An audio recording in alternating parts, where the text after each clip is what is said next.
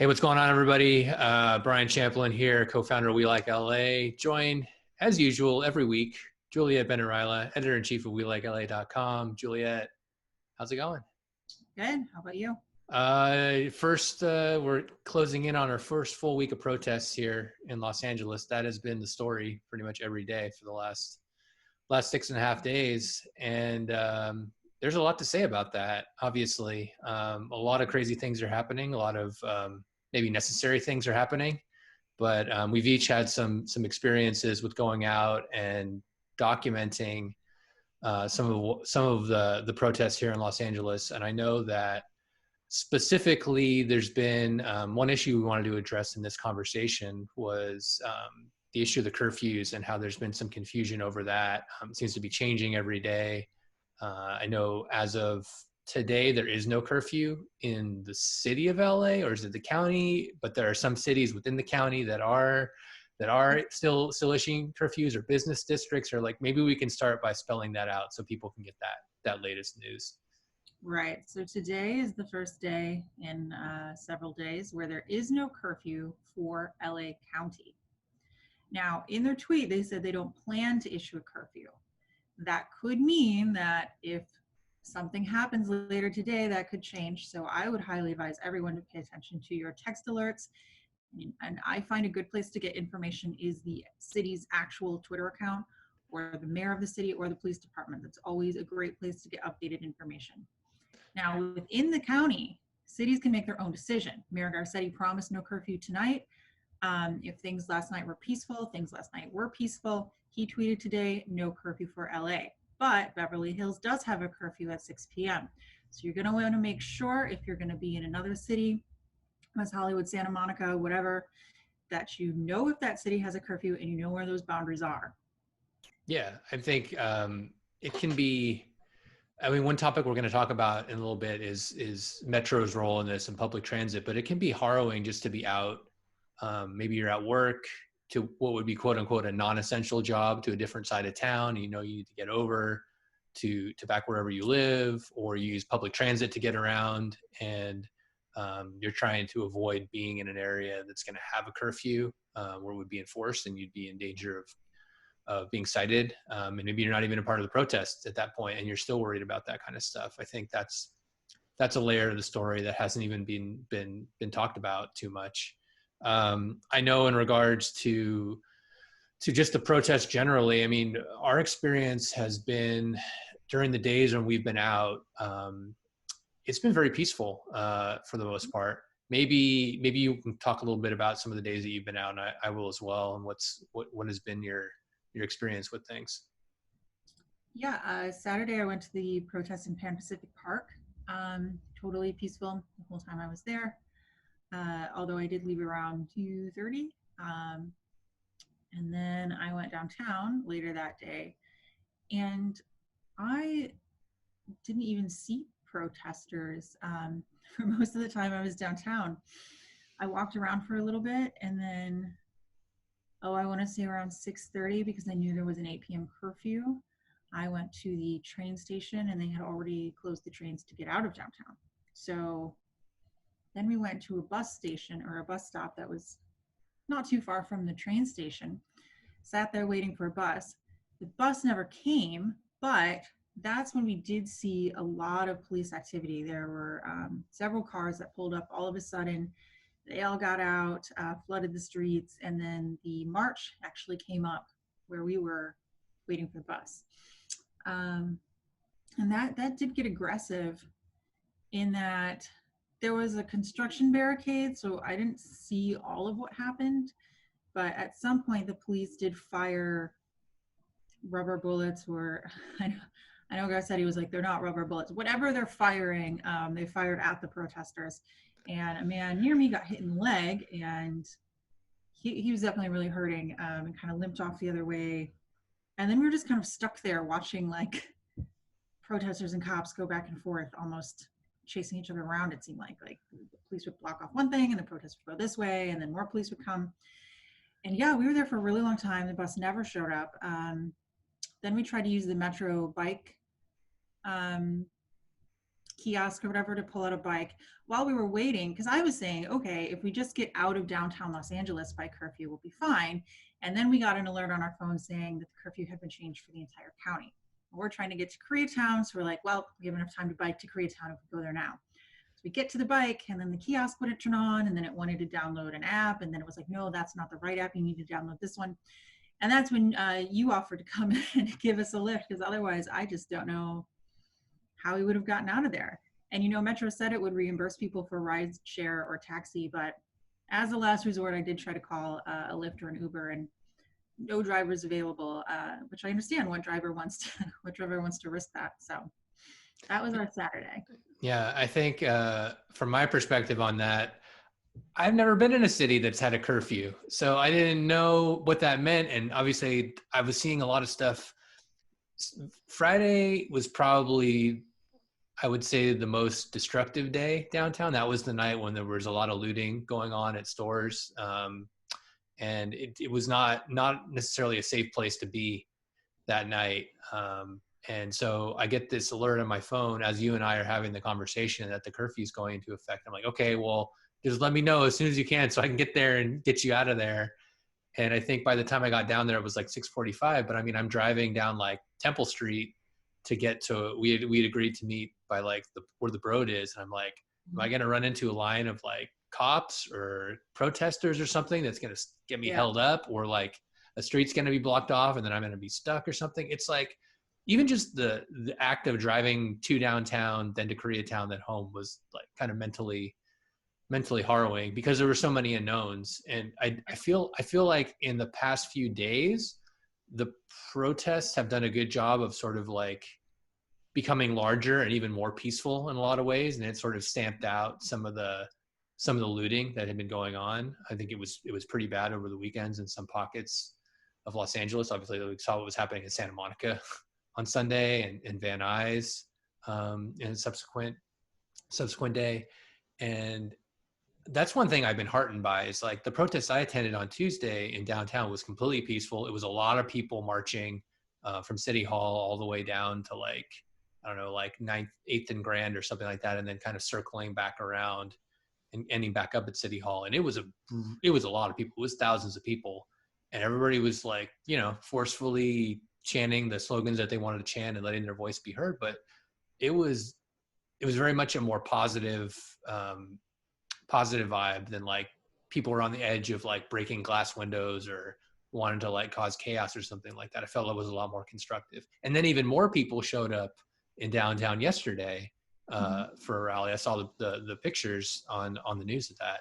So I feel like the momentum for the peaceful side of things is growing, while we're seeing less looting and stuff, which is probably maybe one of the reasons they lifted the curfew for tonight. So at this point, my biggest worry is like the police would inflict more violence or something, or set something off, not the protesters. That's pretty much always my worry. I was in Hollywood on Tuesday, so while you had thousands of people in downtown LA, I was among thousands of people in Hollywood. So you have these two huge groups in two different parts of the city, and yeah, I didn't see a single non-peaceful thing the entire time I was there. There's a lot of National Guard trucks and National Guard members out, a lot of police officers, even more protesters, and yeah, it was really great. Pretty much every leg of the march, there was somebody on the sidelines with water, snacks, masks or facial coverings or bandanas. I mean, it was really powerful and positive event to be a part of. On Tuesday, though, you did experience again, and this is kind of wanted to get into more of the metro situation. You experienced not being able to get home from your stop, or even you were barely able to get home before the curfew on a bus, right? That's what happened on Tuesday.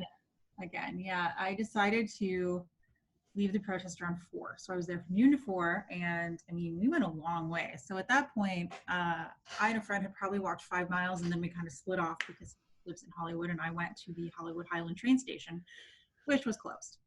And you have these city officials that get on every single night and tell us we respect your right to peacefully protest. Just be peaceful, follow the rules, go home at curfew. And it's like, okay, well, what happens when you strand people there and they can't get home? So Hollywood and Highland was closed. Hollywood and Vine Station was closed. Hollywood and Western Station was closed. But once I got to Western, that's my bus, the one that goes straight up and down Western. So I waited at the stop there for a little bit. Never came, no bus. Then I went down to Sunset and Western, and there was a sign that said temporary bus stop, which was weird to me because that's always where the bus stop is. But for a while, they had to move it across the street because of construction on the Target there. So that stop's always been a bit confusing. So I waited there I counted about 20 people, and we just stood there and stood there and stood there. And some people were starting to get worried that they weren't going to make it home on time. One woman that I was standing next to said she still had to go get food, and she was really concerned that she was not going to be able to do that and get home on time. Some people were coming from the protest, some people weren't. Finally, an out of service bus came, peeled off without saying anything. Another bus came. That bus was also out of service, but that driver told us that they had moved the stop further down the street. But I mean, there were no alerts on Twitter. And I know not everyone has Twitter, but I do. And I assuredly would have told those people what was going on if I had known. So we all moved down to the next stop. And then there were 2 buses there. And the driver said, "It's great that you're here, but we're on a 20-minute layover." And so by the time we actually got on the bus, we were really cutting it close. And I just live on the north side of Koreatown. So I'm not, I'm before Wilshire. So I was able to hurry up and get in my apartment before curfew started. And, I'm also someone who I think has a lot of privilege in that I can occasionally afford a lift if I need one. I was capable of walking the extra 2.5 miles that I needed to walk to get to my stop. And also, I am a very pale Latino woman, and I'm not concerned about being racially profiled by the police. But all I can think about is these people for whom they feel very scared to not be able to get home on time. And it's just, they've made it really hard. I've definitely waited at bus stops with senior people and people with disabilities who, when the bus stop gets moved even a block, it's hard for them. And so I can't imagine finding out you need to walk an extra 2.5, 3 miles. And these are the stories I've been hearing from other people. I asked people to share their Metro Transit stories with me over the past several days. And there's been people who were involved in protests, people who had job interviews, people coming and going from work, and they had the same sort of, didn't know what was going on, had to walk a really long way, had to get their mom or someone to come pick them up. So yeah, it's been pretty grueling. It's interesting to me. I think people will, depending on what your preconceived notions are, you're gonna lay the blame of those closures at different sources, right? Mm-hmm. If you're automatically like more preconceived to judge the protesters for causing disruption, you're going to see them as the cause of Metro's incompetence in this case, right?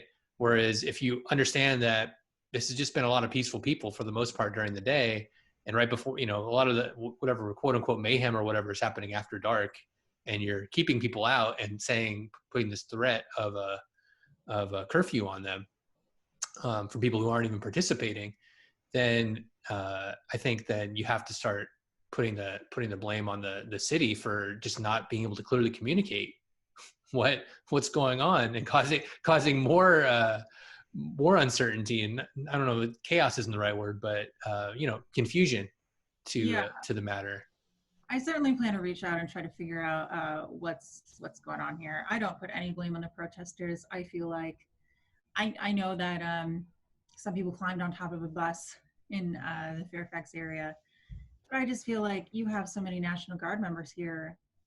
Couldn't you put a couple on the train or at the train station? And, I feel like a lot of the behavior that city officials were claiming they were trying to prevent just wouldn't have happened on the subway or could have been easily monitored. So right. You were making the comparison to the Women's March a couple of years ago where you had vastly more people. I mean, I attended that as well. You had vastly more people using Metro, and everybody was getting a free ride.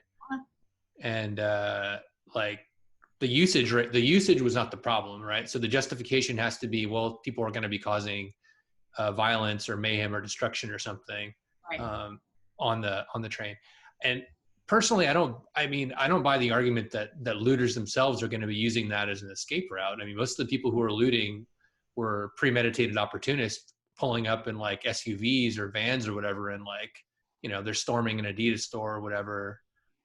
And just carting stuff out and then moving on to the next stop. They're not going to be waiting 20 minutes for a late, red line or something, train to show up so they can move on to go home or whatever. The timing of that's not going to work. So whatever these people allegedly did, and I say allegedly because we don't know.